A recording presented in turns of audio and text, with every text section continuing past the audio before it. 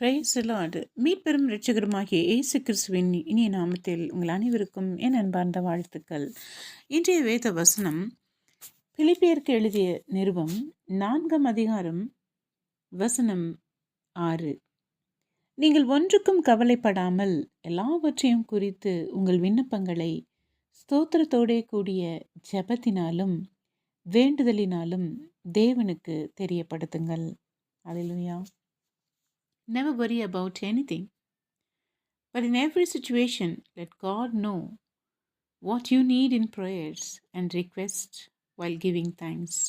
அன்பார்ந்தவர்களே, நாம் கவலைப்படுவதனால் ஒரு முழத்தை கூட்டவோ குறைக்கவோ நம்மால் முடியாது என்று நமக்கு நன்றாக தெரியும். தேவனுடைய பட்சத்தில் நாம் இருப்பதினால், அவர் நம்மோடு, அவர் நம் பட்சத்தில், அவரை நாம் சார்ந்திருப்பதால் நாம் கவலைப்பட வேண்டிய அவசியம் இல்லை.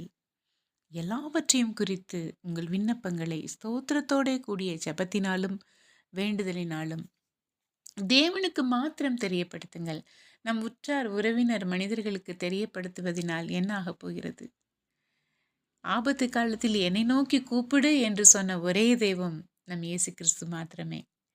ஆபத்து காலத்தில் என்னை கூப்பிடாதே, நான் மிகவும் வேலைப்பளுவாக இருக்கிறேன், பிஸியாக இருக்கிறேன், என் நம்பர் தொலைந்து விட்டது, நீ கூப்பிடும் தருவாயில் நான் இல்லை என்று சொல்கின்ற இந்த உலகத்தின் மத்தியில் மனிதர்கள் விருதா என்பதை தேவன் ஒவ்வொரு நொடிப்பொழுதிலும் நமக்கு தெரியப்படுத்துகிறார்.